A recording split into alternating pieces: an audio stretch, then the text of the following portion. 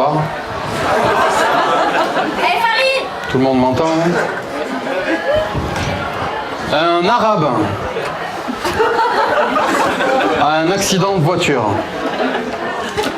Un flic arrive sur les lieux. Que doit-il faire en premier? Sécuriser le périmètre ou joindre le propriétaire du véhicule?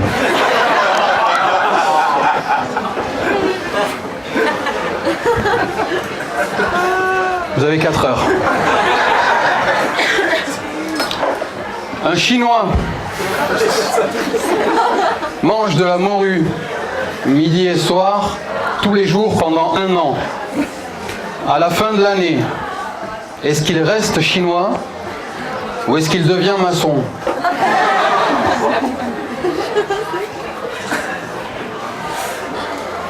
Il y a quelques mois de ça, je suis tombé sur un reportage qui parlait des fémènes.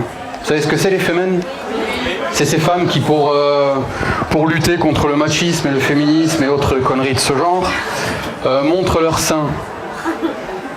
Alors comme je suis de nature très curieuse, j'ai pris le sujet qui les mettait le plus en rogne, à savoir l'avortement. Et depuis ce jour, dans toutes les villes où je joue, je me poste dans la rue la plus fréquentée avec 2 pancartes. Une sur laquelle il y a marqué « Crève enculé de fœtus » et l'autre sur laquelle il y a marqué « Fémène, rhabille-toi, salope ». Et j'attends. Et tout ça, bien sûr, dans le seul et unique but de voir une paire de seins. Parce que moi, l'avortement, j'ai pas d'opinion particulière là-dessus. Enfin, si. Je trouve, mesdames, que vous en faites un peu trop avec ça, je trouve. Si, oui, j'ai avorté, je suis pas bien dans ma tête, faut que j'aille voir le psy. Mesdames, nous, quand on se masturbe, c'est un génocide qu'on crée. C'est des millions de morts. Et puis vous avez la perturbation sélective quand même. Parce que si l'avortement c'est un meurtre et la masturbation un génocide, n'oubliez pas que la pipe c'est du cannibalisme.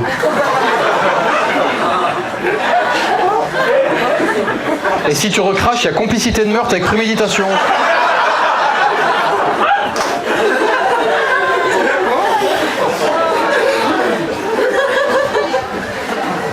D'ailleurs, à ce propos, je me posais une question l'autre fois.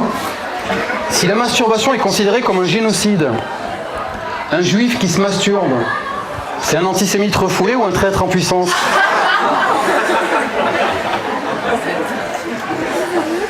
Je demande, hein. Est-ce que vous voulez qu'on aborde un sujet plus doux? Oui? Par applaudissement. Ok, la pédophilie.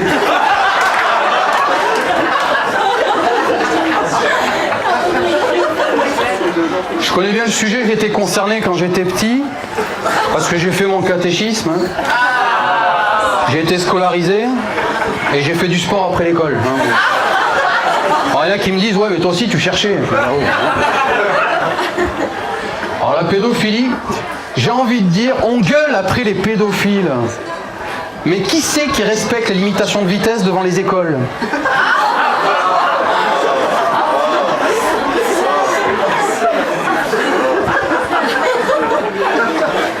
Et puis vous n'avez pas grand chose à craindre entre nous parce que le pédophile le plus célèbre, le plus cruel, le plus méchant, il n'est pas ici, il est en Belgique. Et il est en prison, il s'appelle Marc Dutroux. Déjà le nom.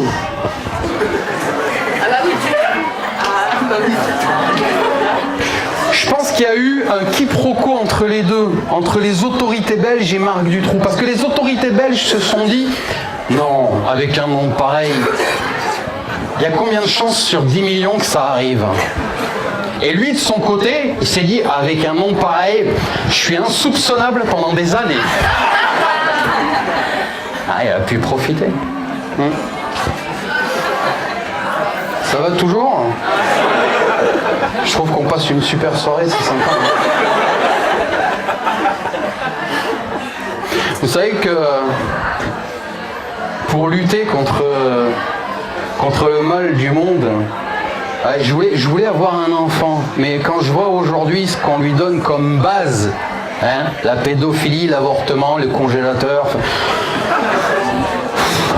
si, l'affaire des bébés congelés. Moi j'ai un pote, il bosse chez Conforama.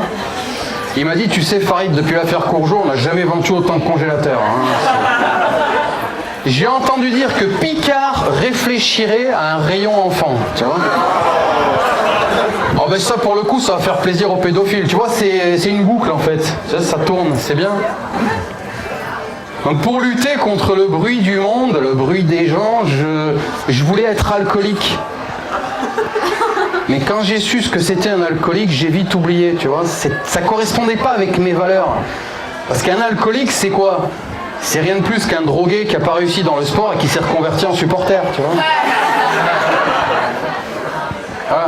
D'ailleurs, à ce propos, j'étais à Bayonne et il y a un bar où j'aime bien aller traîner, c'est là où il y a toutes les zones d'inspiration, tu vois, et j'ai assisté à une conversation entre deux pochetrons, deux vrais, et ils parlaient de la mort de Johnny. Alors c'était le sujet de base. Il y en a un qui dit à l'autre, t'as vu Jojo, il nous a quittés, Jojo. L'autre il dit, qui ça? Jojo, le routier qui picole avec nous, lui dit. Il dit, mais non, Johnny a l'idée, il nous a quittés. Oh, tu m'emmerdes avec ça. Oh, c'est triste, d'accord, hein, mais il n'était pas de ma famille, hein, que je sache. J'ai pas de raison de pleurer. Oh, tu dis, mais si, tu dois pleurer. Parce qu'on a tous quelque chose en nous de joli. Et toi aussi, t'as quelque chose en toi de joli. Et tu sais ce que c'est? L'autre il dit, oui, c'est mon slip. Il est tout joli devant. Tu vois, j'ai pas fait l'économie.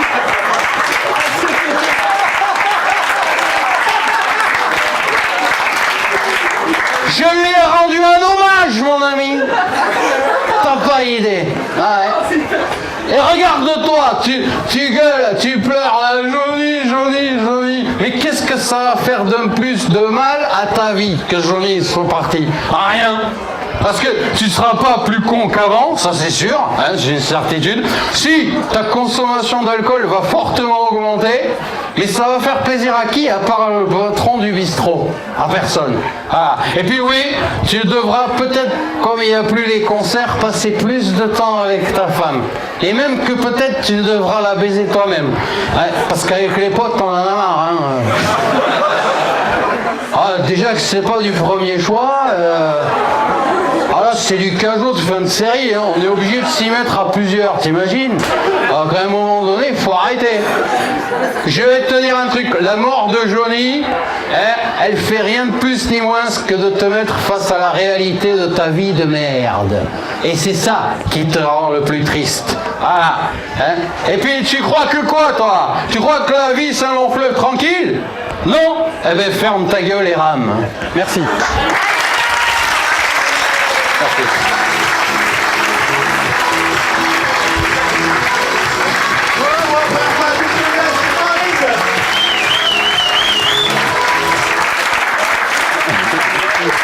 Merci Farid, premier passage ici, ça t'a plu, tu as passé un bon moment. Où est-ce qu'on peut te retrouver? Ça fait 3 questions d'un coup. Voilà. Alors ça m'a beaucoup plu, j'ai passé un super moment. Et où est-ce qu'on peut me retrouver? Pour l'instant sur Facebook. Voilà, j'ai un spectacle qui s'appelle Farid au naturel, dont vous venez voir un extrait, qui est déconseillé au moins de 12 ans. Et qui d'abord va se rôder un petit peu dans le Pays Basque. Et je suis en pourparlers pour venir le jouer ici. Donc pour me suivre, la page Farid, @FaridShow64 sur Facebook. Pardon @FaridShow64. SHOW. Voilà, c'est tout ce que j'ai à dire. Merci beaucoup. Merci. C'est Farid. Alors,